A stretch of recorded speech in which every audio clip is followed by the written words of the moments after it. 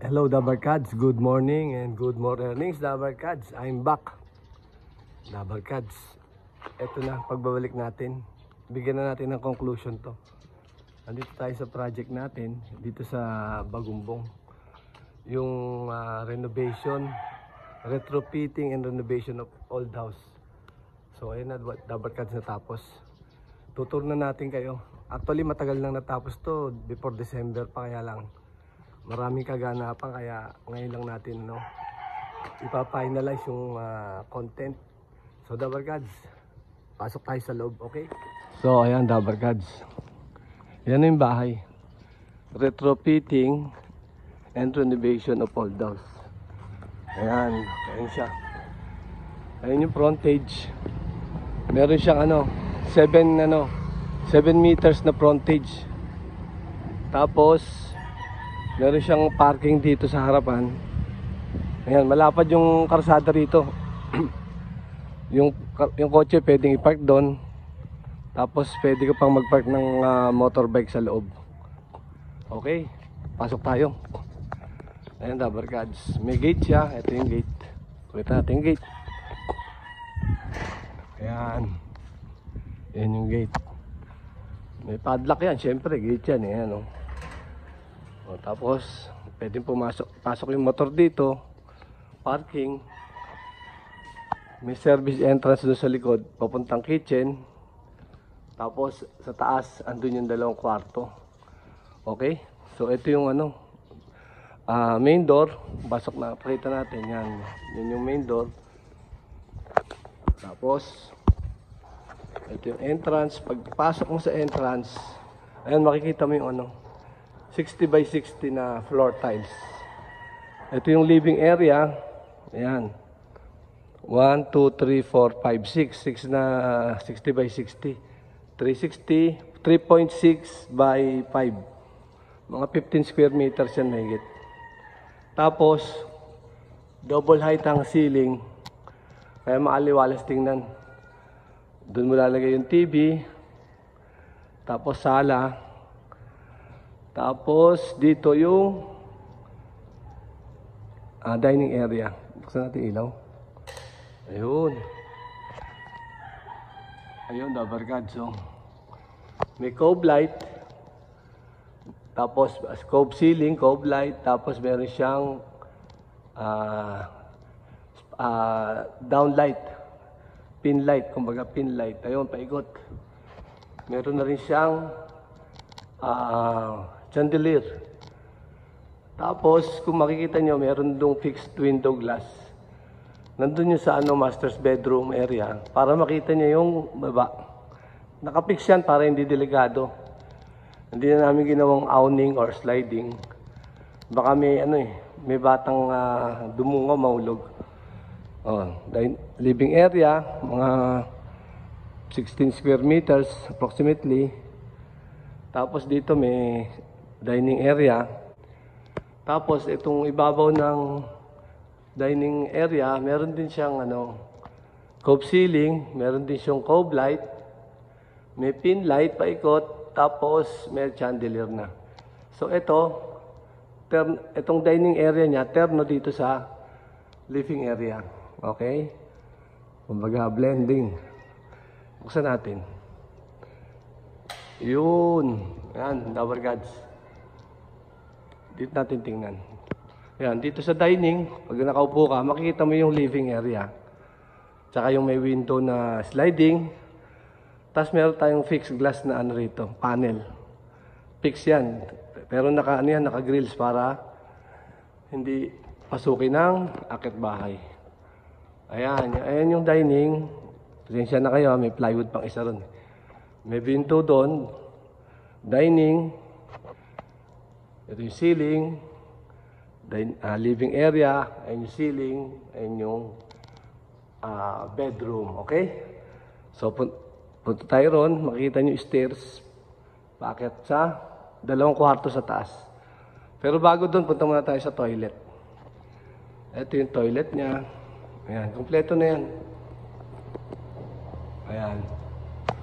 Fix na lang namin yung light tsaka yung ibang accessories dyan. Pero gumagana na yung toilet. O dito tayo sa kitchen. Yung kitchen na yan, para makita nyo ng kabuuan. Ayun yung kitchen. Counter ng kitchen. Lalagyan ng ano yan, cabinet. Lalagyan din ng cabinet yan. Taas, kitchen cabinet. Ito yung kitchen sink. Double tub. Yan. May tubig na yan. Oh. Alright. Tapos ito yung ano, service door sa likod. Nakalak lang kaya hindi natin mabuksan. So ito yung ano, laundry area. Dito yung washing machine. Dito yung refrigerator. Katabi ng kitchen. Okay? Yung ano mo doon mo lalagay yung ano, yung stove. Tapos meron nakaabang na ventilation sa ano, shroud. Okay? Okay. Refrigerator, washing machine, tapos dyan ang service entrance sa likod. Okay. Ayan, Labarkads. Okay, akit na tayo sa taas. Pakita natin naman yung taas. Ito yung entrance. Ayan, ito yung stairs, paakyat. Yan, maluwag to. Pwede kayo magsalubungan dito kung magmamadali. Hindi kagaya ng ibang bahay na masikip. Sakto lang yung isang tao. Ayan. Ito yung taas. Dito sa taas, meron tayong isang toilet. Para pagka sa gabi, gusto mong mag-wiwi or magpupo, hindi ka nabababa ng bahay, ng second floor. Okay? Ayan. Ayan yung kitchen. Ay, kitchen. Ito yung lavatory. Ayan. Tapos, meron kang water closet. May bidet yan, of course. Siyempre, may ventilation yan. So, yun lang. Dapat yan. Simple-simple. Tapos, ito na yung dalawang kwarto. Ito yung sinasabi ko sa inyo kanina. Yung master's bedroom, nasa kanan. Pagpasok mo, ayan. Mga 10 square meter yung ano yan. Laki niyan. Malaki to sa ano, sa kwarto na ordinary. Ito yung sinasabi ko sa inyo, fixed glass, window, vision glass. Vision lang, walang sliding, hindi awning. Ayan, makikita mo yung mga tao sa baba. Ano, meron kayong anak, naglalaro ron, pwede mong masilip-silip. Kahit meron ka na CCTV, iba yung kitang-kita mo ng live. So, merong window din dito. Ayan. Tapos nasa kabilang window yung ano, yung kabilang kwarto. Puntahan natin.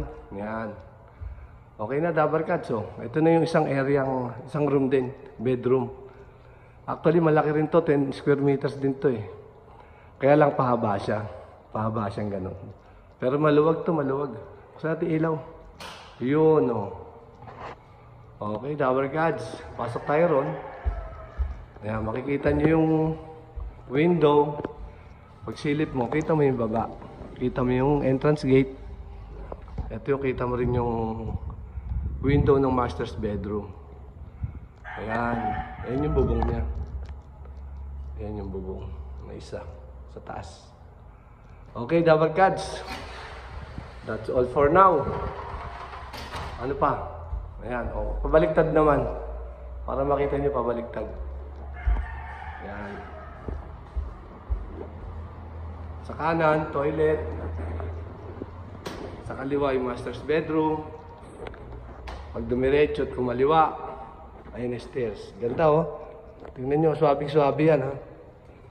Hindi yan steep, nasa standard yan. Engineered yan. Ginawa as per standard. Okay? Yan. May mid-landing. Ito, magiging bodegang maliit. Okay na, Dabarkads. Baliktarin ko lang. So, ayan, Dabarkads. Isang ano pa? Isang ikot pa. Yun. Stairs, paakyat. Kitchen. Dining area. Tapos, Stairs paakyat. Tapos ito yung living area natin. Diyan mo lalagay yung TV mo na malaki. Tapos double height siya para maaliwalas tingnan. Meron tayong fixed glass para yung ilaw, yung sunlight, pumasok na maayos. Saka style na rin yan, design. Tapos meron tayong standard na sliding window.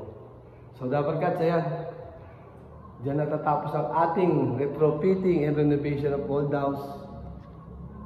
Teka muna. This is for sale. Ang lot area is 70. Ang floor area, kasama yung dalawang bedroom, 70 square meters ang floor area. This is for sale. Kung interested lang. Kontakin ako. Okay? Double gods. That's all for our retrofitting and renovation of old house. Double gods. Natapos din sa wakas. Actually, sinimula namin to June last year. Tapos natapos to mga November to December. Pero yung mga final touches, maliliit. Unti-unti na lang mga switch, linis, grout, maliit lang naman. So finally, this is for sale. This property will be yours if the price is right. Alright. Thank you, Dabarkad. See you next time. Yes, Dabarkad. PS. Pahabol, sulat. Dabarkad, to complete the details. Lot area, 70 square meters. Floor area, 70 square meters. May dalawang kwarto sa taas. Merong Meralco power line, electric line. Kompleto yan. Merong nawasa rin. May tubig, malakas ang tubig. Pakita natin kung malakas talaga tubig. Kasi yung ibang lugar, problema na tubig eh. Ayan po yung tubig. Wala pong daya yan. Ayun, lumakas pa lalo. Wala ring motor. 24 hours ang tubig. Malakas. Ayun. Dito naman sa shower. Sa baba, ayun, malakas ang tubig. Lipat natin sa taas. Ayun, yung bidet. Tapos, shower. Yan yung kalakas yung shower. Okay, malakas ang tubig dapat guys. Toilet. Last ng toilet na. Wala problema yan. So to complete the details, ang address nito, nasa Kingstown 1, Bagumbong. Malapit sa Saranay. Ang SM Caloocan dito, mga 5 minutes lang drive. Basta walang traffic, dire-diretso. Or less, basta maluwag ang kalsada. Ano pa Dabarkads? Yung frontage ng kalsada, two-way, malapad, kaya hindi masigit. So, ayun lang Dabarkads. Additional details lang yun. So, good luck. Bye-bye.